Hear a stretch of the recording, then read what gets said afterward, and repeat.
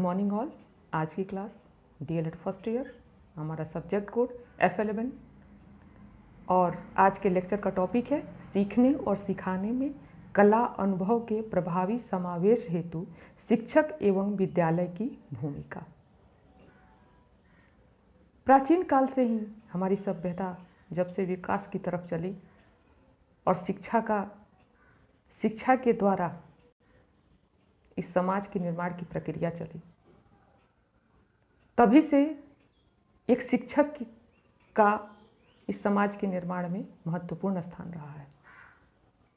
वेदों में भी कहा गया है कि गुरु ब्रह्मा गुरु विष्णु गुरु देवो महेश्वर गुरु साक्षात पर ब्रह्म तस्मै श्री गुरुवे नमः।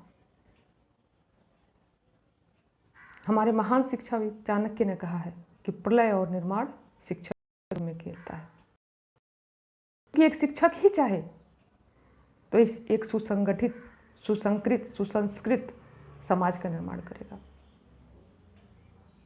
और एक शिक्षक ही चाहे तो वह एक प्रलयंकारी, एक विध्वंसकारी समाज बना सकता है। तो इस समाज के निर्माण में शिक्षक की अहम भूमिका रही है। आज का हमारा टॉपिक है सीखने और सिखाने में कला अनुभव के प्रभावी समावेश हेतु।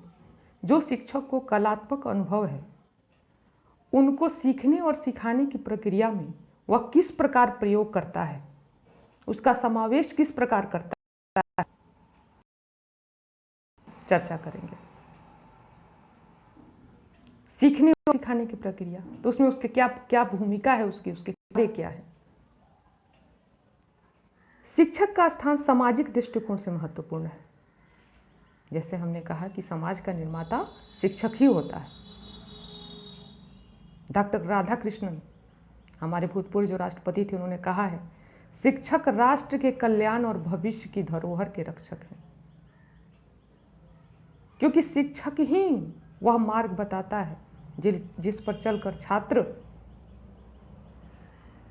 उस ज्ञान के आधार पर, उस मार्गदर्शन के आधार पर राष्ट्र के कल्याण, समाज के कल्याण की बात सोचता है। इसलिए शिक्षक का स्थान सामाजिक दृष्टिकोण से महत्वपूर्ण है। शिक्षक वह धुरी है जिसके माध्यम से कौशल का हस्तांतरण होता है। विभिन्न प्रकार के जो कौशल हैं, जिन्हें एक शिक्षक अपने प्रशिक्षु को प्रशिक्षित करता है, शिक्षा प्रदान करता है और अपनी परंपराओं का निर्वाह करता है,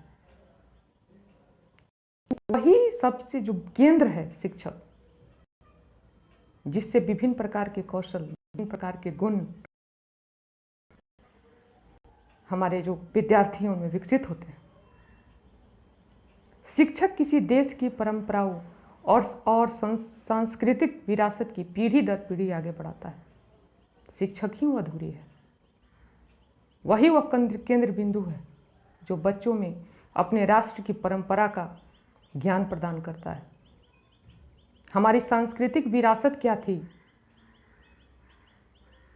हमने क्या अचीवमेंट किया, विकास की किस दशा को प्राप्त किया, क्या संघर्ष किए, और कितना हमें और अपने आप में सुधार का डेवलपमेंट की तरफ बढ़ना चाहिए, वह एक शिक्षक ही छात्र को बताता है।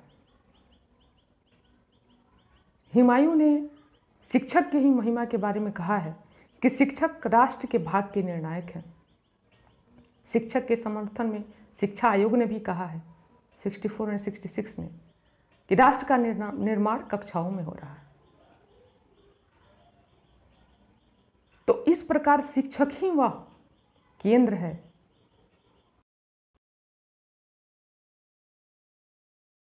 राष्ट्र के निर्माण में।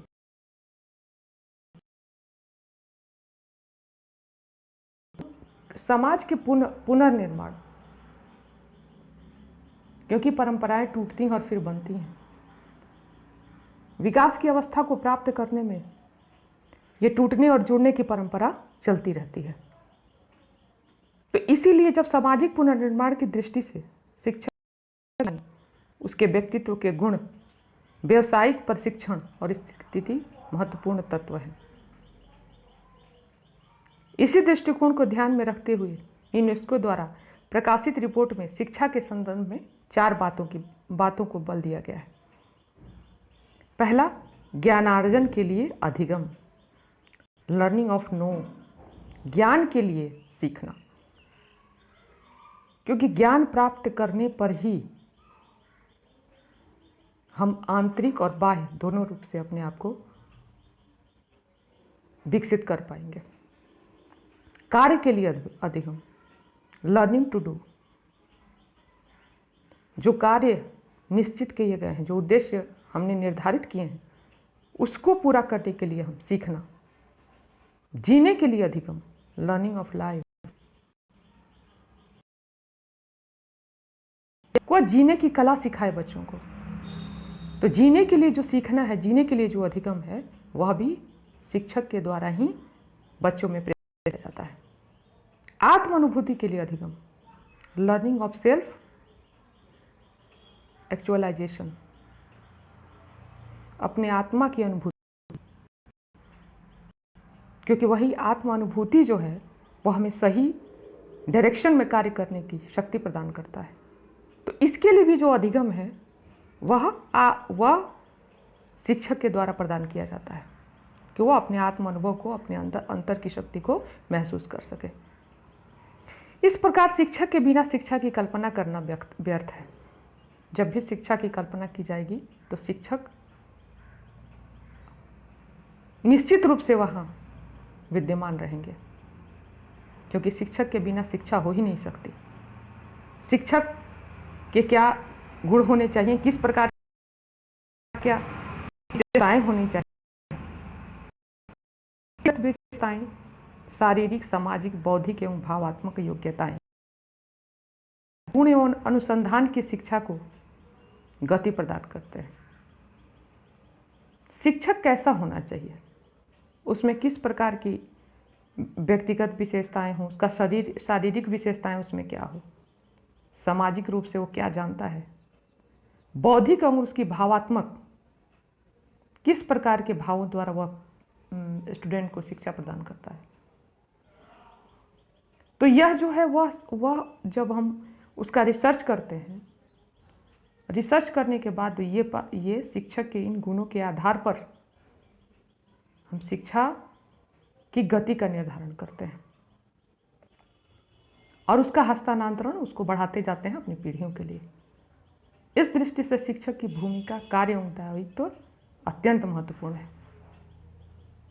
इन दायित्वों और कार्यों को हम कुछ पॉइंट्स के माध्यम से हम व्यक्त करेंगे, समझेंगे।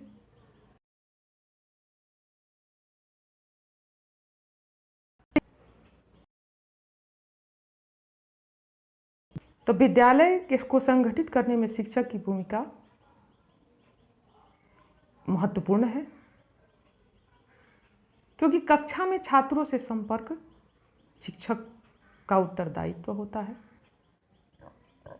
शिक्षक ही वह आधार है जो विद्यालय को गति प्रदान करता है।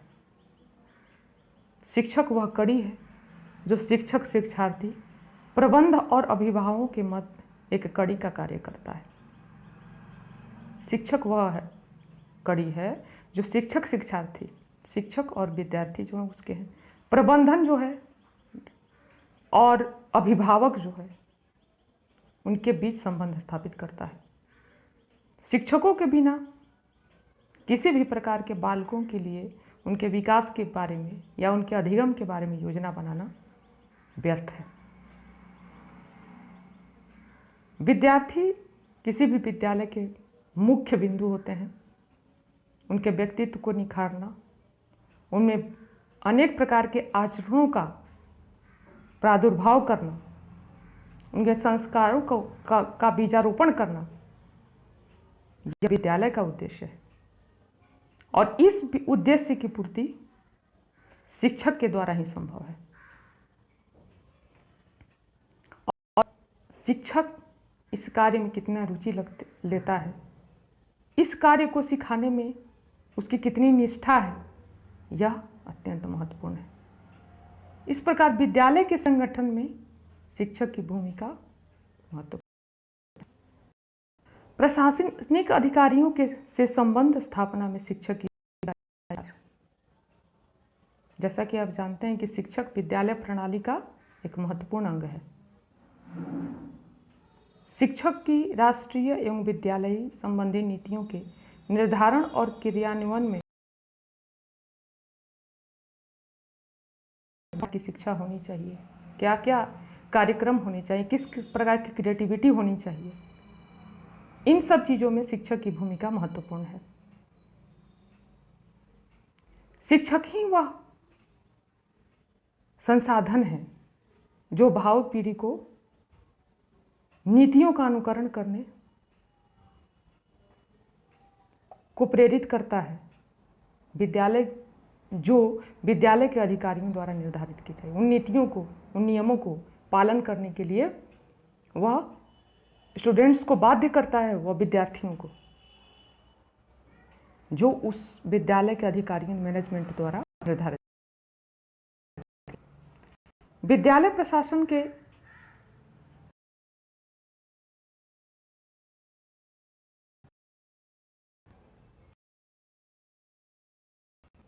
शिक्षकों बच्चों के विद्यार्थियों के लिए किस प्रकार का नियम बनने चाहिए, उनके सीखने सिखाने की प्रक्रिया के अंतर्गत किस प्रकार की विधियों का प्रयोग किया जाएगा, ये सारी चीज़ें अधिकारियों और बच्चों के बीच शिक्षक ही मेन धुरी है, और वही विद्यालय के प्रशासनिक कार्यों में और प्रशासनिक ढांचे और विद्यार्थियों के बीच मध्य एक महत्वपूर्ण कड़ी है।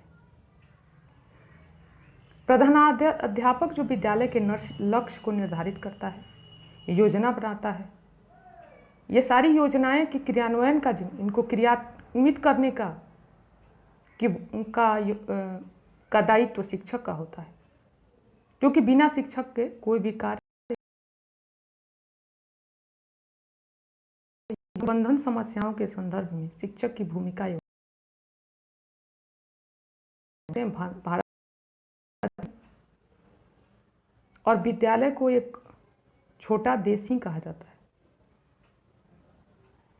तो विद्यालय भी अपनी शैक्षिक समस्याओं का और प्रबंधन संबंधी समस्याओं का जनतांत्रिक प्रणाली, जो देश को चलाने की प्रणाली है, उसी के आधार पर वो अपना भी सॉल्यूशन प्राप्त करने की कोशिश करता है, और इन समस्याओं को हल करने में शिक्षक का योगदान अतुलनीय है। इसी के बारे में शिक्षा आयोग ने 64 और 66 ने स्पष्ट लिखा है कि शिक्षक उच्च लक्ष्य की प्राप्ति के लिए प्रधानाध्यापक के साथ जो अधिक अनुभव एवं मूल्यवान है के साथ टीम की तरह मिलकर नई समस्याओं और कठिनाइयों को जो उपस्थित होंगी निरंतर आपस में परामर्श करते हुए सामूहिक बुद्धिमत्ता द्वारा उनका समाधान खोजेंगे। निर्धारित मैनेजमेंट से मिलके, प्रधानाध्यापक से मिलके शिक्षक ही उसके बारे में योजना बनाएंगे और उस लक्ष्य की प्राप्ति में की तरफ आगे बढ़ेंगे, उस लक्ष्य की प्राप्ति के लिए कार्य करेंगे। शिक्षक की अनुदेशन संबंधी भूमिका एवं कार्य। शिक्षक एक विशेषज्ञ के रूप में अनुदेशन का कार्य करता है। वो सिखाता है, अपने सब्जेक्ट पर उसका कंट्रोल होता है, कमांड होता है, और उसी के अनुसार वह सिखाता है और कार्य करता है। अनुदेशन की दृष्टि से शिक्षक का यह कार्य अत्यंत महत्वपूर्ण है, क्योंकि शिक्षक उन्हीं कार्यों का शिक्षण करता है जिसमें उसने स्नातक एवं अधिस्नातक स्तर पर अध्ययन किया है, अपने सब्जेक्ट से रिलेटेड शिक्षण करता है, और उस जो ज्ञान उसने अर्जित किया है, उस ज्ञान को वह बच्चों में किस प्रकार प्रेषित करता है, किस प्रकार प्रस्तुत करता है, वह किस ढंग से सिखाता है, उस ज्ञान का छात्रों ने कहाँ तक अधिगम किया, यहाँ तक सीखा है, उसका मूल्यांकन स्तर क्या है। इन सब बातों को जानने के लिए सबसे पहले इसकी पूर्व तैयारी आवश्यक है शिक्षक के लिए। जैसे प्रत्येक कक्षा में पाठ का उद्देश्य क्या है, पाठचर्या कैसी है, शिक्षण विधियाँ क्या हैं, सहायक सामग्री किस प्रकार का यूज किया जाएगा और मूल्यांकन की रूपरेखा तैयार कर। सिखाने की प्रक्रिया के बाद जो मूल्यांकन होगा वह किस प्रकार का होगा, शिक्षक द्वारा ही निर्धारित किया जाएगा।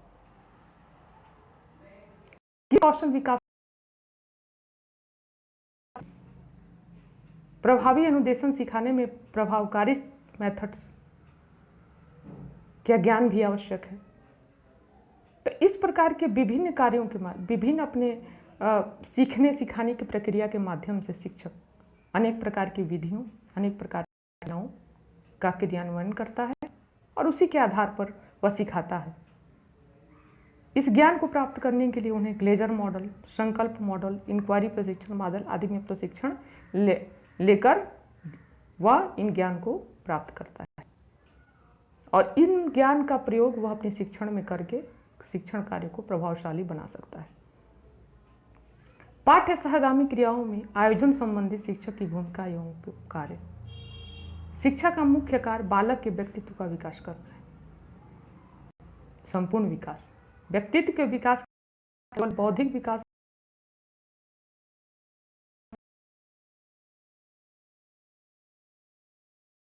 संवेगात्मक, सभी प्रकार के विकास अर्थात बालक का सर्वांगीण विकास इसके अंतर्गत आता है। यह विकास पाठ्य सहगामी क्रियाओं द्वारा संभव है। पाठ के साथ जो एक्स्ट्रा जो एक्टिविटीज की जाती हैं, वाद विवाद, सेमिनार, खेलकूद, सांस्कृतिक कार्यक्रम, अनेक प्रकार की क्विज, जो पाठ्यक्रम को पढ़ाने के क्रम में ये जो एक्स्ट्रा एक्टिविटी की जाती हैं, ये क्रियाएं की जाती हैं पाठ सहगामी, वे इन गुणों को निर्धारित करने में, उन गुणों को बच्चों में प्रेषित करने में महत्वपूर्ण भूमिका निभाती हैं। इन गुणों को सिखाने के संदर्भ में शिक्षक की योग्यता और अनुभव को ध्यान में रखना आवश्यक है। इस प्रकार शिक्षक को जहाँ शिक्षण का उत्तरदायित्व ध्यान वहन करना पड़ता है, उसी प्रकार प्रदान करना पड़ता है। समाज के संदर्भ में शिक्षक की भूमिका एवं कार्य, क्योंकि शिक्षक एक ऐसा अभिकर्ता है जो समाज को वांछित दिशा में ले जाता है। समाज की आवश्यकताएं क्या है, उसी के अनुसार वह पहले समाज की आवश्यकताओं का निर्धारण करता है, उसी के अनुसार भावी पीढ़ी का निर्माण करता है। इस प्रकार समाज में जो परिवर्तन होते हैं उसका केंद्र बिंदु है। इस प्रक्रिया में अध्यापक की प्रतिष्ठा, सम्मान इत्यादि भी शिक्षण की इस क्रिया में जुड़े होते हैं।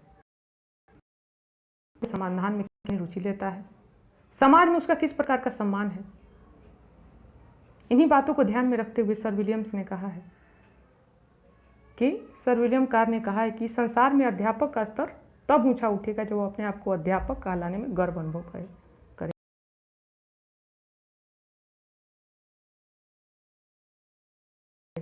बहुत निचले दृष्टि से देखा जाता है, तो इस चीज को बढ़ाने शिक्षक ही जिम्मेदार होता है अपने आप को इस प्रकार से हेय दृष्टि से के लिए, क्योंकि शिक्षा में जब तक वह और उसे जब तक अपने प्रोफेशन के प्रति गर्व महसूस नहीं होगा तब तक समाज भी उसे उस गर्वान्वित दशा में नहीं देख सकेगा। बालकों को जीविकोपार्जन और सामुदायिक जीवन के लिए तैयार करने में शिक्षक की भूमिका एवं कार्य। जैसा कि आप जानते हैं, शिक्षा का मुख्य उद्देश्य बच्चों का सर्वांगीण विकास करना है। यह विकास ज्ञान के अतिरिक्त अन्य कार्यों से भी संबंधित है।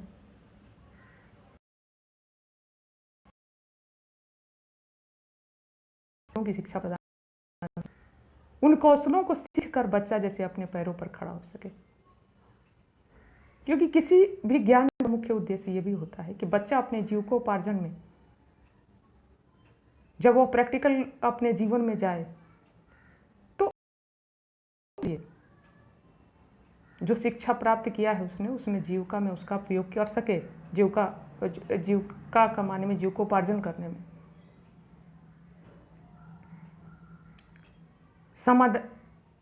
और ये जीविका उपार्जन करने के उपरांत शिक्षण वह विधि है जिसके द्वारा वह समाज में भी अपने स्तर को ऊंचा रख सकता है। वह केवल धन के बल पर नहीं, अपितु विद्यालय से प्राप्त जो संस्कार उसके अंदर होते हैं, जो मूल्य उसने सीखे हैं, जो ज्ञान प्राप्त किया है और जीवन जीने की जो कला उसे विद्यालय से प्राप्त हुई है, समुदाय में रहने की कला सीखकर और ऊंचा उठ जाता है। यह सब कार्य शिक्षक ही सिखाते हैं, इसलिए शिक्षक की भूमिका इस क्षेत्र में महत्वपूर्ण है। समाज में ने कहा है, इसी समाज में शिक्षक के स्तर से उसकी सांस्कृतिक सामाजिक स्थिति का पता चलता है। शिक्षक को स्तर से ऊपर नहीं उठ सकता, बहुत बड़ी बात है। कोई भी राष्ट्र, देश एक शिक्षक के स्तर से ऊपर नहीं उठ सकता। शिक्षक जिस स्तर की शिक्षा प्रदान करेगा, जिस तरह का ज्ञान अपने विद्यार्थियों में, शिक्षार्थियों में प्रेषित करेगा, उसी के अनुसार राष्ट्र का निर्माण होगा। इस तरह शिक्षक विभिन्न कार्य हैं, जैसे शिक्षण संबंधी, परीक्षा संबंधी, अनुशासन संबंधी, पाठ्य सहगामी क्रियाएं, गृह कार्य, कक्षा का नियमित जांच, शुल्क संबंधी कार्य, दैनिक व साप्ताहिक डायरी, बैठकों में भाग लेना, अनेक कार्य। और इन कार्यों के द्वारा शिक्षक अपने उत्तरदायित्व का निर्वाह करता है।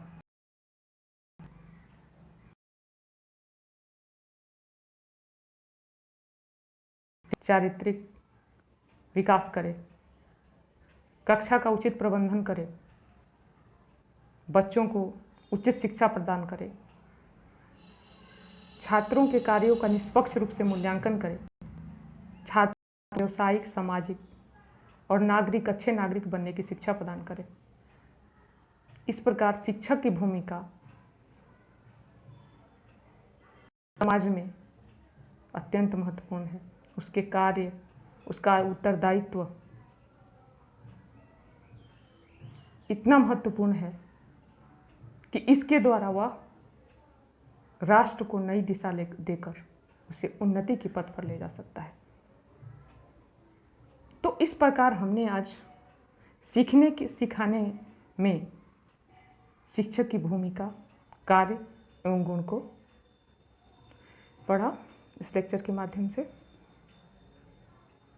आगे के टॉपिक में हम शिक्षक के गुण के बारे में चर्चा करेंगे। Thank you.